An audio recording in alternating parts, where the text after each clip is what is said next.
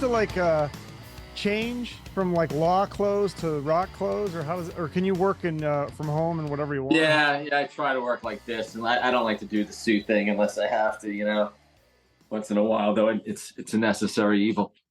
Yeah, like do you have meetings and stuff where you have to go in and then like what, you put your hair in a ponytail, or how does that work?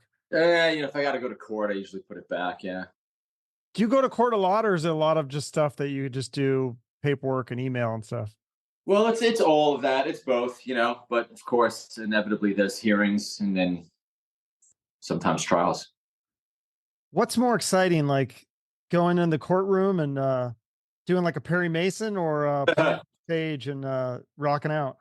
That's a good question. They're completely different types of, the law thing's more of like a nervous excitement, Um, I guess if I had to compare it to something like, when you were a kid and you had to take like the LSATs or the whatever, not the LSATs, but like the SATs or those type, or like some big test or something. Yeah, you feel more like that going to court. Whereas, doing a show feels more like an excitement, exciting energy. Yeah, I guess it's a little bit of the same thing. I mean, because I'm sure maybe not yourself, but other people would get nervous going on stage at least a little bit, and then just kind of channel that into excitement as they get on there and realize, oh, this is pretty fun, right? Yeah, I sort of I use that energy to work for me, as opposed to against me. And there's been times where I felt like I went on. Sorry, I have a little bit of a headache today. I've had times when I go on stage and I didn't feel that, and then those usually are shows that don't go great for me. Like if I walk out and don't have that have that energy for some reason. And the only time that usually will happen is if I'm like not feeling well, or if I'm like overly tired, which sometimes, inevitably, sometimes things on the road catch up to you, if Right. you're out. Or like mentally and stuff, right? I mean, because you could get bad news, a friend or relative could get sick or pass away, and then it's like you have a show to do. So how do you just Yeah, like? the love of my life was my dog Lily, and she passed away like 4 or 5 hours before a show, and yeah, it was just like absolutely so horrible. Like she was like, I just love this dog so much, man. If I could have squeezed her in a dress, I'd have married her. Ugh, that's horrible. Yeah, I just for the first time had a pet like 10 years ago, and then the cat died, and it was like I'd never been through. I was kind of like almost like made fun of people that would like take that too seriously, and you don't really realize it until you go through it, because it's something Yeah. that animal's there for you all the time. Like there's no like, oh, they break up with you or they get mad at you. Like they love you unconditionally every Yeah, they day. become a part of your family. You know what I'm saying? And I Yeah. understand that. Honestly, like years and years ago, before I, had dogs or whatever, I remember another attorney told me that his dog passed away, and unfortunately, like I didn't have the presence of mind to really be able to relate to that at that point in my life, which I regret, because now, like, I understand how horribly bad it is. Yeah. But So then yeah, you've got Ira to go on stage though. Black. Sorry about that. Go ahead. No, I was just saying, like, and then you have that feeling, like you said, 4 or 5 hours. Somehow you've got to go on stage and just turn that off and turn the other part of your brain on. And I mean, Yeah. I guess in some ways it kind of helps you get through it too, right? Well, a friend of mine actually pulled up. I was borrowing a cabinet from him that night. My friend Ira Black, he's a guitar player also, That and he sounds pulled familiar. Does up. he play for the Bull Boys? Yeah, really, really wonderful guy, Yeah, and he's amazing. yeah, he's a great guy. And he just saw me, and he knew something was wrong. He came out and gave me a hug. I was out on the street by myself, and I said to him, I told him what happened, and he filled in for me once before in the Dokken thing years ago at a trial. And I said to him, Ira, man, do you remember these songs? Because I don't know if I could pull it off tonight. Like I was this close from not doing it. Wow. Yeah. Has there been other times where you've had to miss shows because of illness or something? Nope. Luckily yeah, thankfully I've never missed one for being sick. Um, we canceled one as a band because we all got sick though. Oh, And I was actually okay to do the show that night, but Don first Mick got it, and he was so sick we actually had to leave him in a hotel room, and we got Adam Hamilton to fly out and fill in. I think we were in Colorado, if I recall. Was that during COVID or is that just unrelated? Like 10, 15 years ago, Oh, probably, okay. 12 years ago. And then right when we were supposed to go on, I remember like we sold out, and the guy came onto our bus and said, "Hey, man, this is the most people we've ever put in here. It's beyond packed. I'm turning people away." And then we went on stage for a second, and Don's like, "I can't do it." He's like, "I'm going to pass out." And then I didn't feel well. Like we just all got sick all at once. It was just horrible. But we were touring. I remember it was wintertime. It was like a winter bus tour. And things happen. But fortunately, like that's about like the only time that's ever happened to us. Yeah, I'm surprised that's not more common. I mean, I guess you do hear about that, especially during the COVID thing. It was like I felt like it was every other show was canceled, but before that, you'd think it would have been more common. I don't remember that many shows being canceled. Yeah, no, yeah. COVID obviously was a whole different thing. But fortunately, sometimes you don't feel well and you got to just press through it. Frankly, I don't feel well right now. Oh, really? Sorry. Yeah, I got a headache today. Oh shit. Yeah. Caffeine and or water. I feel Well, like I don't drink, that's why I'm drinking that. yeah. Although they say most headaches are dehydration, but then caffeine supposedly helps too. So I don't really understand that. Yeah. So I just get migraines sometimes. That's how it goes. Oh, that sucks. What about I mean, have you ever just had too much to drink and then like either the night or like been hungover the next day and I'm like, We've all been there, although this isn't that. I haven't really been drinking much at all lately. I've just been chilling at home, not really doing much. yeah, because you guys have toured. You've had so many of those fun. I mean, it looks like to me would be a fun tour. Like I think one of your tours that you did with Poison and Sebastian Bach. That was like when you joined the band a couple of years in. How was that tour? Do you have any memories of that? Oh, I have a lot. That was 2008. Yeah. Yeah, we did like a 40 or 45 show bus tour with them. Yeah, it was great. Cece and I became really good friends at that point. He still calls me today. Once in a while I hear from him. He's such a great guy, man. Really Oh, great. yeah. He's kind of hard to. I haven't seen him do any interviews or anything. I'd love to get him. He seems like he's kind of mysterious. Oh yeah, I don't know about his professional world, but just from the hanging out perspective, yeah, he's just a good guy, man. Did you know him back when he had that house? I always hear all these stories. I think Dawn actually told me a story about going to the CC DeVille house back in the day. I was in that house once. Yeah, I didn't really know him then, but my good friend Tommy Henriksen was playing bass in his band. Right. I just had Tommy on. That's Oh, did you? Small Oh, cool. world. Yeah. He was telling me Yeah. stories about CC and stuff. Yeah, it was great. Yeah, Tommy and I played in Warlock together back in the '80s, and he's actually largely the reason I'm in the Dokken thing, because of his relationship with Jeff Pilson. Right. Because then that got you because you were Jeff's lawyer when he was doing War and Peace, and then they called you one day and said, "Hey, you want to come play some solos?" And yeah, that's right. yeah. That's exactly how it happened. Yeah. That's crazy. I wanted to know about those other bands that you played in though, between Warlock and Dokken that didn't necessarily, because one of them you said was signed by Jason Flom from Atlantic Records. Yeah. That was the band I had with Tommy and Bobby Rondinelli. It was called Big Trouble. We had a record deal. Yeah. Yeah. That was right after the Warlock thing. That was around 1990, 91. And the singer was Eric St. Michael's. Yeah. Oh, you've done some homework. Yep. Yeah. So then but you changed singers and you think that's what killed it? Yeah, we should. I mean, that was management's doing. We should have just stuck with Eric. I don't know why we couldn't. But that's things go as they go, and you can't look back.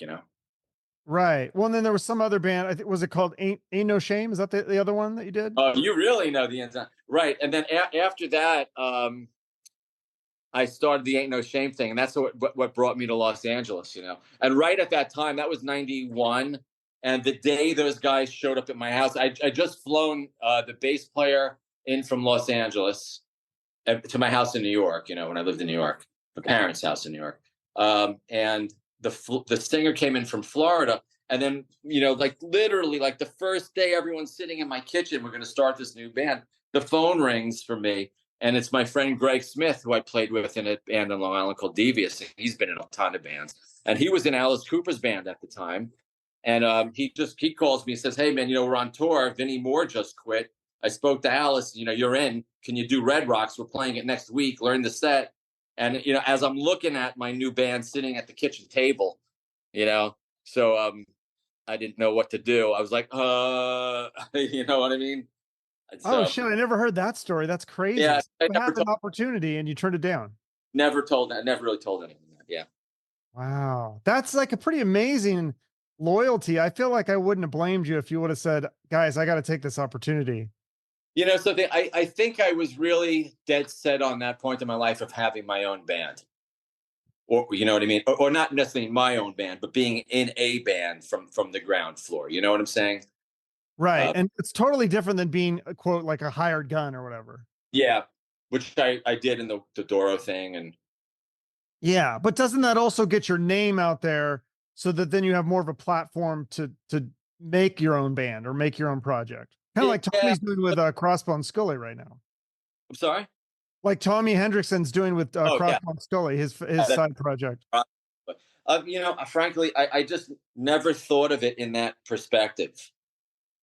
I just for some reason when who knows what goes through the mind of a 23-year-old kid. That's what I was. I don't remember what I was thinking. I just remember really wanting to get out to Los Angeles, in the worst sort of way. But you know, Yeah. So do you regret that? Like, if you look back at that time, because that was about the breaking point for music, or, you had a break when you went to law school. And I know that you told the story a million times that your dad said, law school or record store.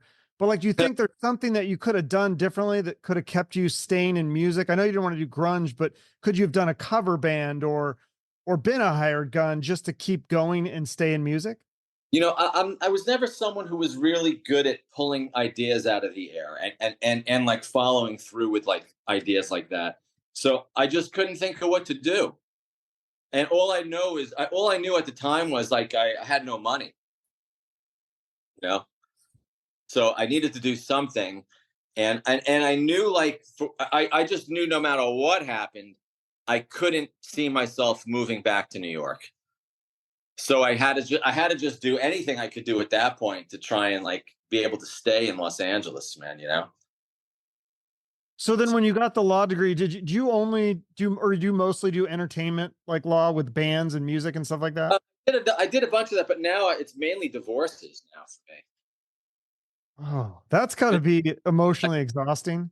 Dichotomy between doing that and playing in the dock, and not playing with Dokken. It's like really bizarre dichotomy. I think even for me, so to change those hats is just sometimes I have to change those hats in an awful big hurry. So Yeah, that sounds like it'd be very yeah. stressful to, yeah. It's probably easier to switch into rock mode though and just be like, all right, I'm gonna have fun and go out and rock, than be like, okay, now I gotta be like serious lawyer mode and play that game. Um, yeah, sometimes the switching can be sort of hard. Um, I never really had to switch from. Well, I've had to switch both directions actually. There's sometimes even recently I've been in my hotel room and I have to deal with an important legal thing shortly before the show. You know, so sometimes it happens. You got any special plans for, you don't have any shows tonight or anything, do you? No, no, just relaxing, man. Gonna go to a Oh, festival what today. do you do? I know you do the remote controlled airplanes. What Yeah. anything else you do for fun? No, just that. Yeah, that's basically it, man. And any free time I'd be flying today, but there's flying restrictions today and tomorrow. No flying. So Oh, yeah. you don't watch like you don't watch any lawyer shows like Better Call Saul or anything like that? I tried Better Call Saul. I loved Breaking Bad. That was one of my all-time favorite shows, by the way. I just thought it was so awesome. Um, Right? yeah, it was so good. Better Call Saul, I haven't had a chance to really to get into. A lot of these shows are really good, but there's such a time commitment. It's like, oh, do I want to give up 100 hours? It's like, oh wait, the 100 episodes, how many are there? It's a lot of my life. But sometimes, Yeah. I think some comedian had a joke like that. Like, they put it in the series now with Netflix. Everything's like a docu-series or a mini series. It's like, do you want to watch a 7-hour movie? It's like, God, no. Do you want to yeah, watch it's 7 a lot. episodes of the show? Oh, sure. Yeah. Yeah. So that's how they trick you. Yeah, but sometimes I get into the when it catches me a show 2, 3 episodes in, I'm like, oh, I'm hooked, man. And now there's 6 episodes of this, and I gotta watch it all. Yeah. And isn't Dokken, are you guys doing a movie or is it a mini series or can you say anything No, about that? I heard. I don't know much about that. I really don't. I really don't know much about that. Yeah, I heard there's something in the works, but who knows? Oh, you're not a part of it or anything, or? I have no one's mentioned anything to me about that. I don't know what it is. I really don't. I've heard about something. Yeah. I don't know. That should, if it's anything like The Dirt, I'm assuming you saw that at least. The Dirt. Yeah, Motley Crue's movie. I saw some of that one. Was that the Netflix one? Yeah. Yeah. That was good. I saw some of that. Yeah. Yeah, I read the book years ago, and so then when I saw the movie, I was like, "Oh, this is actually somewhat close to the book." But then there's people that say like, "Well, the book was embellished and all this," and other people say, "No, that's probably pretty accurate." So I don't know. Yeah, I don't really, really don't follow much of anything, to be honest. Yeah, I sort of live my own little bubble. Really, how many hours a day are you either working on Dokken stuff or lawyer stuff? Well, the lawyer stuff, I decided I want to take a little bit of time off, like the next couple of weeks. I'm just winding down this year because I just had a really, really busy year. I mean, so my over the past whatever, the first 10 months of the year, basically, I work every day, weekends included. So like every once in a while, I get a day off, usually when my family's in time, or I take a little bit of time off, or if I'm out with the band, then I'm working with the band. But it was really, really hardcore. So I'm going to try and like take it a little bit easier. But anytime I have a day off, like if I have a day off, I get up as soon as the sun comes up, and I go fly. I like to get to the airfield real early in the morning when the wind's still calm and there's not too many people there yet. So that's what I do, just really, that's my life. Law, Dokken, flying. Wow. And what about, do you do any sort of exercise or anything? Because you're in great shape, and I mean, you look like, or do you eat? You have a special diet or anything? Or I don't eat all that much, man. I eat sort of everything in moderation, but I just don't eat that much. I'm good with like I'm good with like 2 meals a day tops. I really never eat any breakfast, like almost ever. Like a coffee I'll have, but I don't eat that much. I like to do a lot of walking. yeah. But as far as lifting weights and all those things, that doesn't work for me. It's good for others, but just for me, anytime I start doing that, man, it causes me too many issues, and I notice my hands start feeling different, and for playing, and I don't like it. Oh, that makes sense. Yeah. I mean, because that's I feel like that is a big piece of being in a band is you got to be physically fit, not only just to be able to move and do all the stage stuff, but also like, isn't that kind of part of like being in a band, a rock star? You want to like look like a rock star, you want to look the part. Yeah, I mean, you try and stay well. Staying physically fit is always a good thing. I mean, well, actually, I do some exercises with bands and stuff, but nothing. I don't do anything like over the top or hardcore anymore. I used to when I was younger, man, and it caused me some problems. Like I hurt my elbows from lifting heavy weight, and but staying in shape is always a good thing for obvious reasons. But also, like when you're on the road, like if you're not in shape, I mean, it lets you know it pretty quickly, especially when you haven't been on tour for a long time. Like if we don't do a gig, say we're off now, right? So the next gig we do after the show, it's like all of a sudden the next day, it's like, man, I'm really, your legs are Charlie horse, like all these muscles that you don't normally use, come into play when you're on stage. So it lets you know it pretty quickly. But there's no better way to stay in shape than to like play a lot. And it's staying in shape in terms of playing and physically staying fit.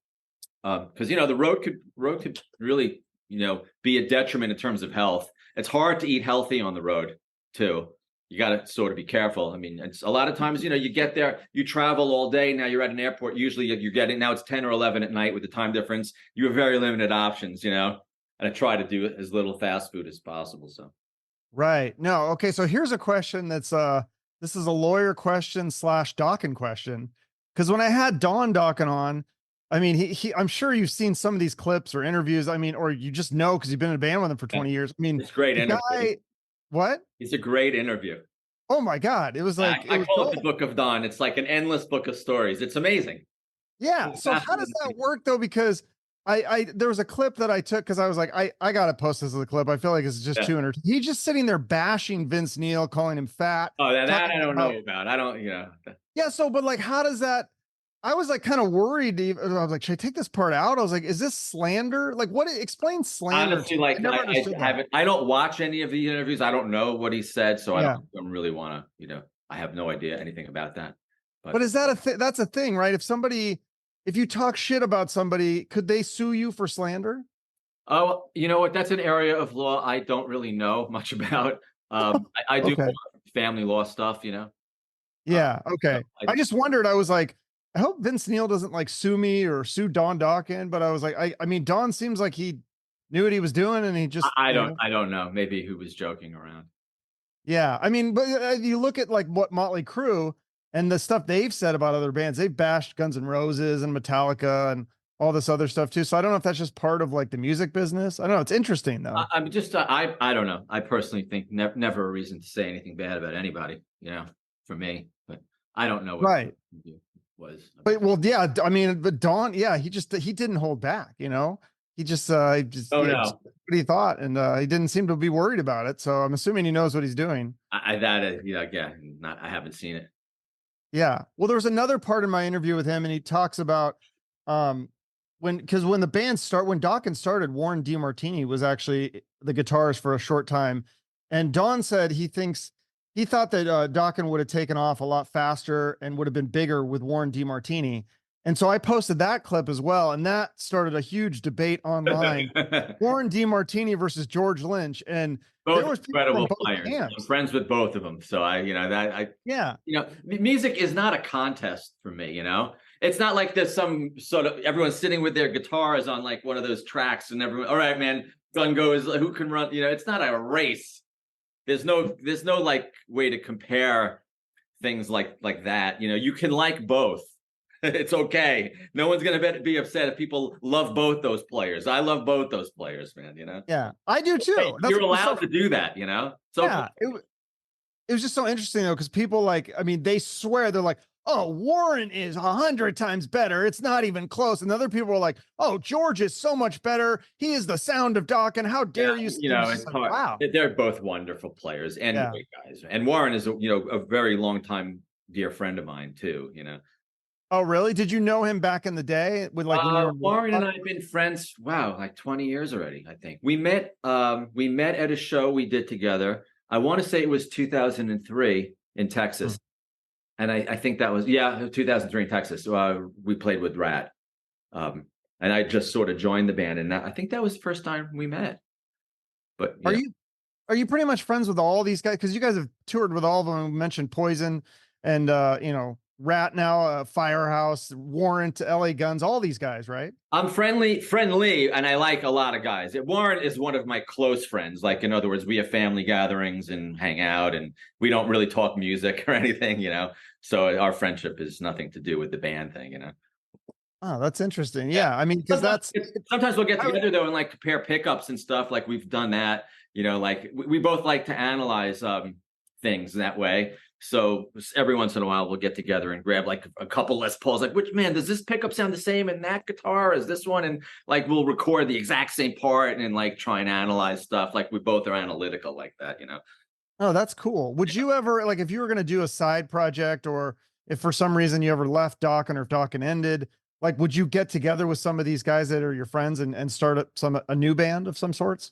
I'm a one day of a time type of person. So like I just swing at the ball as it's sort of coming. So I have no like grand scheme of plan or anything. I just like my approach is I like to just do today.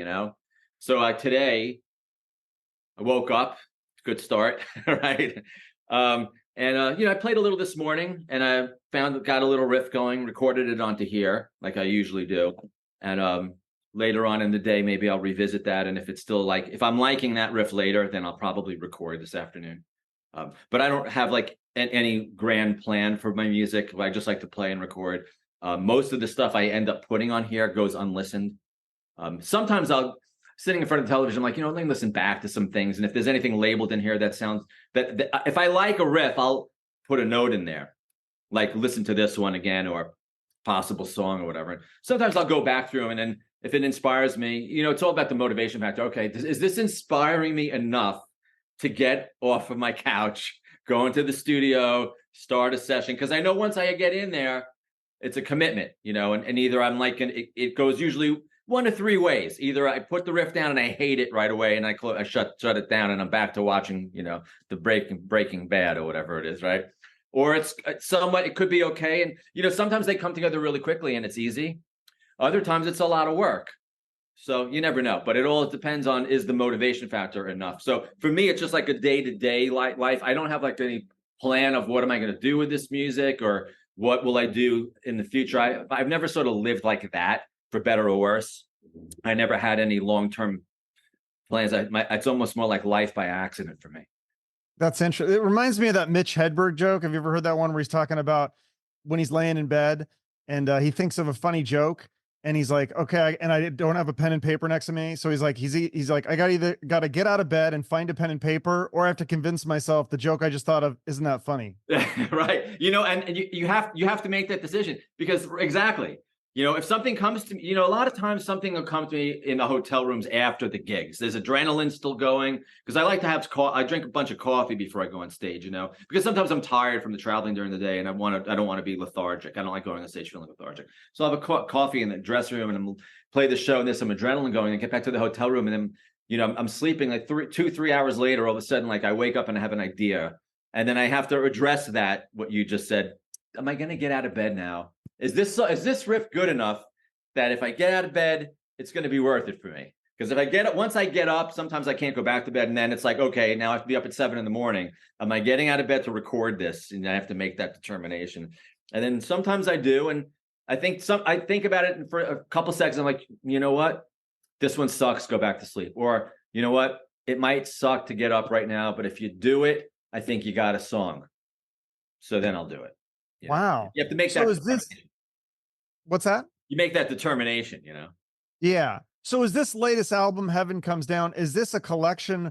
A lot of those songs are riffs that you collected over the last, since what? Like, was it Broken Bones, the last one before that? Some of them are, yeah. I could tell you which ones were old that I pulled out of here, catalog, older ones.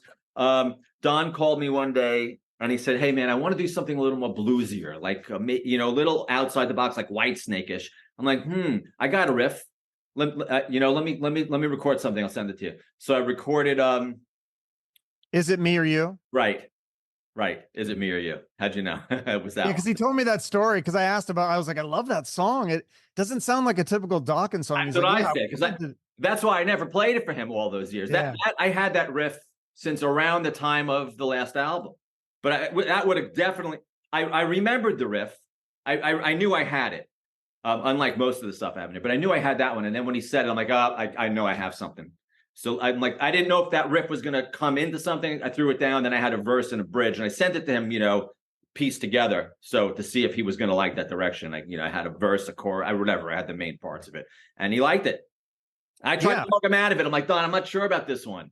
I'm not sure if this is like up in our alley. It's a little outside, you know. And then, of course, the record label then was pushing for a single for that one. And then Don and I were like, whoa, dude, I'm like, this doesn't sound, I don't know, man. This is like, why are they going to start with something not in the box for us? You know, it's like outside.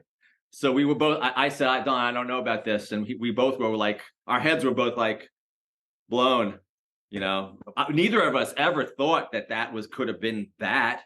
You know, like you said, it sounds something outside of what we would normally do, right? It was just supposed to be like, something, I think, in Don's mind, the record has to have a little bit of balance, you know, let's do something slightly different, right? It was more like just like that. Yeah. And then he said that you guys are going to do a video for that. So he said the video was difficult because it's kind of about a bad relationship or something. And he's trying to make it PC, doesn't want to show like people getting hit, but he's like, that's what the song was kind of about a little bit. I think it's fun. I think the lyrics are funny. Like, just, you know, you know, I'm gonna lose the fight. I think I'm gonna lose. Yeah, because isn't it the girl's hitting the guy or something like that? What's that? Wasn't it the girl hitting the guy? I think that's what Don said. I think I know what part of his life those lyrics are about, but you should talk to him about those lyrics. But yeah, well, I think I know the fight he's talking about that he thinks he was gonna lose on. So okay, but there is a video for that one coming out. What's that? There is a video for that one coming out, right? They're talking about doing that one. We shot 4 more live ones. Oh, But the footage hasn't been edited. I don't know what's going to happen, but I think they are. I know that they label wants "Is It Me or You" for something. okay, yeah, So because I know they have Over the Mountain and Gypsy, and those are like really high tech, cool videos with animation. Like, isn't that animation expensive, or somebody just doing that for free, or like, how Oh does that no, work? nothing's free, man, in this Oh, world. really? I think that the Gypsy one, yeah, that stuff can be expensive. I know that someone, I think, the person, the people that did both those, I know did a lot of work on those videos because I saw the evolution as they were going, And when when the idea of doing a cartoon came up, I was first thinking like, that's sort of. I thought, man, that could be different. I like different sometimes. Because every band does a live performance. A lot of rock videos could be sort of similar, soundstage, and there's nothing wrong with that. That's great too, and you have to do some of those. But when I first heard about the concept of doing cartoons, I was intrigued by it because, like, well, that could be cool and different. It's certainly better than a lyric video. Yeah. Do you think that helps to make the music videos? Now, obviously, there's no MTV, but YouTube, and some of these videos have a lot of views on YouTube. And that, I mean, does that help pay for the video cost? I don't know that really generates anything financially, but we have to we want to expose the record to the fans. The second you stop doing that, albums have a tendency to start like going away. And our concept is we're touring all the way through next summer on this album. Like we just got announced for a European tour. We're doing Wacken in August of next season. So given that there's such a long way to go, I'm pretty sure we're going to be releasing quite a few videos for this record. Okay. Is there going to be more American dates as well? I don't think you Oh guys have yeah, hit yeah, dates absolutely. yet. Yeah, we're going to tour this album. The whole 2024 is going to be about touring Heaven Comes Down. Nice. And that's cool. And then is it just going to be solo, or are you going to do a package deal for the American dates? I haven't heard. Well, that could be both. I wouldn't be surprised if it turns out to be both, but we're definitely going to be doing our own dates, no question. Yeah. Yeah. And then Okay. I think on Europe we're doing a number of festivals and a number of our own shows. But I sort of a basic itinerary, and it's pretty comprehensive. 6 or 7 countries maybe. At least. Wow. Yeah, there was quite a bit on there, which we haven't been there since 2018. So it'll be really nice to go back and, tour this album. Yeah. So the fan base is pretty big worldwide, right? Because I noticed like when I got that interview at Don Doc, I mean, it just took off, and it's like I feel like it's got to be more than just America where his fan base is. Oh, absolutely. Yeah. And a lot of these places, it's unfortunate that we don't get to revisit them all that frequently. So, when the COVID thing hit, there was no more international, at all. It wasn't even a consideration. Like no one's doing, at that point, nobody was. Since the COVID-19 thing, we haven't done anything really out of America that I recall. I don't think so. I think it's only been US dates since the whole COVID thing started. So for us now to get back to Europe, where we haven't been in, at that point, it'll be 5 years. It's going to be great for us. Oh yeah, they're gonna love to have you back after that long of an absence for sure. Yeah. South America too, we haven't done in a long time. I get a lot of emails on the site, can you come back? People from, Argentina, Brazil, Chile, they can bring Dokken down here. So be nice if we're going to do everything that we get to go there. I think we might do Japan too. There's some talking about that. Which ones have the biggest audience? Like, are you guys really big in South America? Like, can you do arenas there and stuff? We do well. I don't know if we could headline an arena up there on our own, but we do well there. Yeah. We played that Monsters of Rock thing in Sao Paulo years ago. That was a big one, I think, with Aerosmith headlined. Oh, Yeah. and what about the cruises? Do you like doing those too? Those seem much fun. I love it. I have a love and hate relationship with the cruises because I get sick on boats, Oh, really? I got to take this medication and it makes me sort of tired. And, so we just did the first and only one we ever did. We did the Kiss Cruise, and it was a great time and a great experience, but the seasick thing is something you have to deal with. Some people have no problem with it. And then the second time we played 2 shows on that cruise, and on the second night, it was sort of laughable because, we're playing outside on the top deck, and it was very, very windy and rocky, so just to be doing a show like that in that condition was very surreal, Yeah. Yeah, Very, very rocky. Very, not a little. I mean, it was super windy and the boat was really rocking around, you know. So even on the cruise ships that like because they move pretty slow, you still have to take the Dramamine or whatever it's called. I Just to, have to, yeah, I oh, have to. wow. You know, just for some reason, I just never was able to do boats without taking the Dramamine. I got to take it. Sort of Interesting. tired, but it is what it is. You know, once you're up on stage, I had absolutely no problem. You know, and for the whole cruise, it kept me fine. You know, I felt okay, just a little dehydrated, but all good. Nice. And then what about would you guys be doing more shows with George Lynch? Because that's kind of been a good package I with hope Dokken and so. Lynch I Mob. hope so. I really enjoy doing those. You know, it's been great. So I don't see why we wouldn't. But you How know, does that work for because George comes and joins for a couple songs at the yeah. end. Do you exit off or do you stay on and play with him? No, no. I play my show, and then he comes on and plays like the last three. Last three. Like a Okay. little change off. Yeah. Yeah. And you guys have a nice relationship. I mean, he's respectful of you playing in the band and doing his work and Yeah, well, you know, he's a real nice guy, and I love watching him play, and it's, you know, wonderful, you know, and the fans like it. He's a yeah. cool guy, George, you know, and he's look, one of my favorite players too. I mean, so the whole thing for me is wonderful, you know. Right, because he's one of your biggest influences along with Van Halen. You guys Yeah, got to open for Van Halen in 2015, right? yeah, that was a trip. Yeah, that was awesome. Yeah. Did you get to meet Eddie? Very, very briefly. Ed's main number one assistant slash tech, you know, is a friend, mutual friend, and he invited Warren and I to come up on the side and watch their show. So it was really awesome, you know.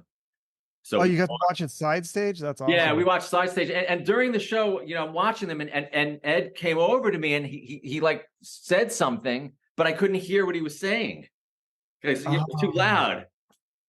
But that was my experience there. We took a photo together at some point in the day, but what an experience, you know. that's really cool. What about you haven't done a lot of other work besides Dokken, but didn't you play on Jeff Tate's Queensryche album Frequency Unknown? No, no, not that I You know. didn't? I Oh, don't. I thought I saw your name. Maybe it's the other. There's another. You know what? Probably the guy from Europe, bass player Jon Levin, maybe. Yeah, okay, maybe that's what it Yeah, was. yeah. There's another So guy you with don't the same name. Yeah, you haven't done a lot of other album guest spots or anything like that. I've done other than the Warlock thing, I did a commercial for Dave's famous bread. Dave's bread, what's it called? Dave's bread. Yeah, yeah, yeah. Yeah, I'm in one. I did one of those. Yeah. No, Oh, that's I interesting. never told anybody about it though. But I actually Oh. played in one of those. Yeah. So that you don't see yourself, you're just playing the music. Yeah, no, the bread character comes to life, you know. Yeah, I saw that. I feel like I've seen that commercial. Yeah, there were a number of them. I only played on one of them. But that was something that was sort of a fun experience for me, man. Let me see what else. Yeah, really my life's just been about Dokken, you know. I've been in the band for a very long time, and you know, when you have something that feels good and is good, why change that? You know what I'm saying? Like there wasn't anything else I wanted to do. You know, I just loved playing with Don and still do, and we're a team, you know. Yeah. So what changed? Because I thought I heard you say that after Broken Bones that you guys probably weren't going to do another album because it didn't make sense. Is it just because of the lockdown you had time or um if you look retrospectively, Don and I have both said this is our last album, last three albums. We okay. did after Lightning Strikes Again. We were because you know when you do, you know what it is. I can only speak for myself, and for me, when I feel like we achieved something musically, then in my head I start thinking like, oh man, I don't want to do another one because I don't know if we could do better than this. Do you know what I mean? It becomes like you get over this fear, like, and it's not just overall better. Like for me, honestly, I have to like think, okay, if I'm going to do another one, I have to play better leads too. Like there has to be better than the last one. You know, I can't just do the same thing again. So then there's that sort of, I pressure myself, you know, I put pressure on myself, not to be better than anyone else, but can I do better now? I don't know if I could do better. Maybe do I have more to go? You know? So I need to, for me, I only can get the motivation to do it when Don kicks me in the pants. Let's do another one. Come on, you know, let's go. I need that. When he does that, then he can get me motivated because I have I have to conquer that sort of fear in my own mind. I'm just being honest, you know. I get into this situation like, can I do better than that? I don't know. You know, can we? That's interesting. I didn't know. Yeah, because like the solos on this are great, like especially Fugitive and Gypsy. Those solos are amazing. Thank So you. I mean, But are you those happy were the with demo that? leads. Really? Those were the demo. Those two songs were the demo solos. Don said, "I like the demos. Don't redo them." Yeah. Good call. Yeah, they're Yeah. perfect. They're amazing. And You killed it. I trust I trust Don, you know, like I know like I don't have to second when he gives me advice on something like John, I like this, leave it. I trust him. John, let's change this one. Try, you know, I take his direction because I know, you know, I just have that relationship with him. I trust him. You know, I trust his direction, his production direction. When he gives me an idea, say, John, on this section, you should go for here. Try and go this way. You know, I trust his musicality. Fortunately, on this one for soloing, he liked most of the solos I did. I don't think there was anything he said, I want you to redo anything. You know, which was nice because, you know, again, I trust him. In the past, you know, I had the benefit of time too on this one. You have to understand because I have my own studio. When we recorded Hell to Pay and Lightning Strikes Again, you know, we're paying $500 or $600 an hour, right? So when it comes time to do a lead, he'd be like, okay, here's take an hour and do some solos. I didn't have the benefit of saying, oh, well, I want to take a whole day to get sounds and then I'll try one whole day at one solo. Well, no, it wasn't like that, man. Do the lead. You know, you got half an hour or an hour. Do the solo. Okay, next one. That's good. Next. So it was more like that. So that's more of a pressured situation. And for me, when I'm under that type of pressure, I'll have a tendency to like not want to reach out too far, you know, because I know I need to get it done. If I know I need to get it done, for example, like if you, whatever it is you like to do, drive a car, fly a plane, you got to drive a car from A to B, you know, are you going to go, you know, you have to get there, take the quickest, safest route to get there, right? Don't start going down this cliff sides and, you know, you want to, so if I start playing it more safely, you know, but when we got to the point that we did Broken Bones, I had my own Pro Tools studio. Even though I didn't really know how to work it at that time, our engineer, Darian, came to my place and set it up so that I was able to just hit a button and play lead after lead. You know, now I know how to do it all on my own, but that was a huge game changer for me because it gave me the gift of play when you feel it. Play it when you feel it. Cut a couple leads, go, you know, when you're done, fine, be done. Come back 2 days later, do a few more. And I would do them over time like that, you know.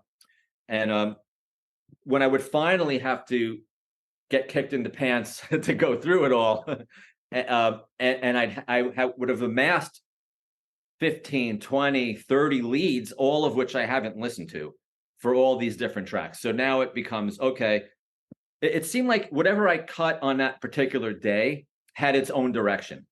Do you know what I mean? I seem to have I latched on to something on that day, and this is what that day produced. Next day, go listen to the next session, next day's work, completely different. Okay, this is completely different than that. So now, which of these two directions is better? And then every different session would have its own type of soloing, completely different. So then I would first have to, you know, balance my ideas. My friend Rob Hoffman, who's like one of my oldest friends, and he manages Extreme. I'd call Rob if I couldn't figure out which direction to go. I would call him up and I'd play it over with him. Robbie, tell me which direction of this is the best for this, and he would like say, "Okay, I like this one," or "I like this one," and then I'd narrow it down to the direction. Then I'd listen to all the solos within there and say, "Okay, do I have a complete pass on that direction?" And if I had it, hey, what do you think of this pass? Is this good? Okay, done. Or I like that pass, but I like the ending on the fifth one. Then I would comp it. Wow. So That's crazy to think of, like, you know, music could be totally different back in the day. If musicians had that flexibility, we might be hearing totally different solos on songs that we all love. Oh yeah. You know, depending on how far back you went. I mean, once we got to the point of multi-tracking and for bands that had money and were able to spend time. See, money and time back in the day would equate to a lot of times better creativity. Sometimes because money and time. You're a guitar player, there's a lot of big budget, and I could take 2 weeks and do my leads. All right. And we got a great engineer. I'm going to play 50 leads and let them make a comp. You know? Yeah. I guess there's the other extreme of that is like the Chinese democracy. That's like maybe they took too much time with that one. Yeah, but you can go down that rabbit hole too. Don yeah, was always good about making sure I didn't do that. yeah, Because I can have ADD and start going in a lot of directions. And if he was there and I was doing a lead back in those earlier records, and he knew that I had a pass, he'd be like, okay, that's good. Just now at the end, just fix that and you're good. Like, you know what I mean? He would be able to direct me in that capacity.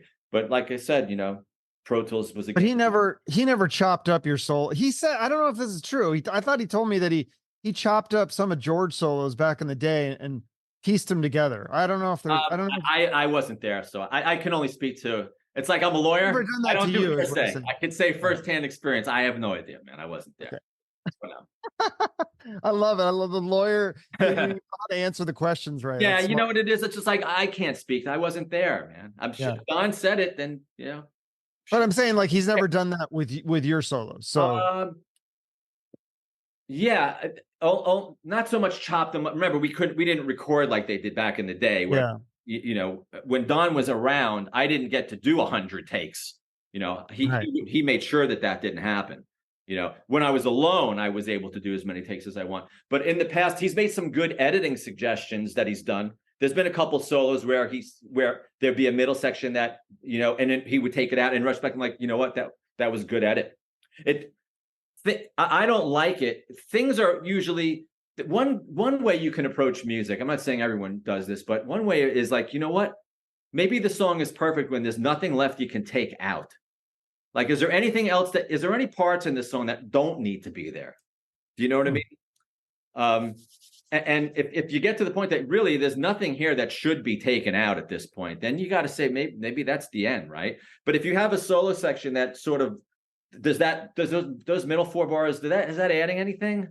Like a solo is a song within a song. It needs to have a beginning, a middle, and an end. You know, is there a section in there that makes this thing starting to feel long? If it ever starts to feel long, something's wrong. I don't feel like it should. Like go back and listen to some of the most amazing guitar solos you'll ever hear from back in the day. You know, incredible guys said so much in like 8 bars. You don't need to have a 20 bar lead. You know, the amount of time in the solo should not be some. You know, it should fit the song. You know, if it's longer and it fits, okay, then it's longer and it fits. But if it starts feeling like this is getting too long, I don't like that. And I'm usually quick to sense it too, and I'll take it out. Yeah. What are some of your favorite solos from back in the day? Oh God, listen to anything off Van Halen, any Van Halen record, but like listen to Van Halen 1. You know, is there all those leads? I mean, Eddie Van Halen could say so much in such a little amount of space. He didn't need to do a 30 bar lead or a 20 bar lead. And time, the amount of time didn't even matter. Whatever he did was right for the song, and every moment of what he did was magical. You know, if you play music, do you play an instrument? No, I used to play guitar, and I gave up because of people like you. I was like, I can't. You should play. It's good to play for your own enjoyment. But my point is, like, if you're playing, if someone puts the solo section up and says play, you have a blank canvas to play on. Like, I could start feeling like, okay, this is meandering. Like, this section, I don't need that much space in this part to make my statement here. You know, and if I feel that way, I'll go and edit down the soloing. I'd almost prefer to start with bigger space, and then I can cut it down myself, because I don't know where it's going to go till I really start getting in there. You know what I'm saying? Mm-hmm. I'm usually pretty good at not going too long. I mean, you know what solo was a long one? When we did Empire, Don said to me, you know what, I want you to do a long lead here. I'm like, you do? It's like, yeah, you need like, I want you to do something like a tooth and nail, a long solo. So right away I was like, uh-oh, I'm thinking in my head, panic. Because that's a lot, you know, it's a lot of space. He wanted me to, it's a long lead in Empire. So for a bit there, I wasn't sure I remember doing that one thinking, I don't know if I could do something this long. I don't want it to get boring. You know, it becomes a bit of a challenge. Like, that's what's so brilliant about like the tooth and nail solo George did. It's a very long piece of music. You know, the solo is so long, but he took you in so many musical directions, wonderful directions, you know. The melody part, the fast part, and the melody part. There's no playing fast in that just for the sake of playing fast, you know.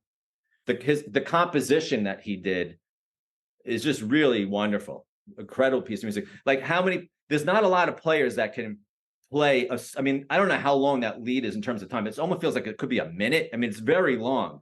But to be able to play a 1 minute long guitar solo, man, it's hard enough to do something for like 15 or 20 seconds and keep everyone's interest. But you're going to play a solo for a minute long and it comes out that amazing. I mean, that's a huge, huge accomplishment. Yeah, well, because you're not only just into rock, but you also listen to like jazz and blues. Like, I do a lot of jazz, and I love blues, and I'm a huge. I don't listen to like hardcore jazz. I listen to, like, you may laugh, but I like the Christmas jazz. You know, like like the soft jazz, like Watercolors on Sirius. Love it. I mean, I really can't play any jazz. I can play blues though, pretty good. Yeah, do you incorporate some of that into your soloing sometimes? On some of the Dokken stuff, some of my blues stuff is, but not on the songs that made it on the album. Oh, okay. So on some of the other ones that I played with like a Strat with a bluesy tone and a completely different trip altogether, you know. And that's what fit those songs, you know. Yeah. You never get up on like a jam night or something, or just like play blues live just for fun? I would love to do it, but historically I've just never been a jam guy. Oh, really? I mean, I'm pretty tough to get out to play. Like, I've done it a few times, but I tend to shy away from it. But if it's certain things, like I can't, like, I know it's the right thing to do, and then I'll do it, you know. But other than that, I have a tendency to shy away from it for whatever reason, man. I just never, you know. Other guys are great at it, you know.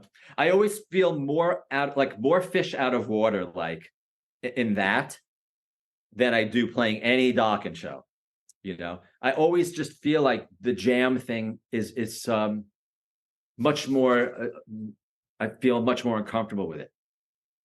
Yeah, well, because it's so you're not really prepared usually, is it? I mean, it's usually just spur of the moment kind of things, right? It's not prepared. It's with gear you're completely unfamiliar with. Like, there's this jam night I used to go to at this bowling alley out here in Los Angeles at Lucky Strike, and I got I've heard of that one twice there. And it went pretty well, but you know, it's for me, it's a more uncomfortable feeling. Sure. No, that makes sense.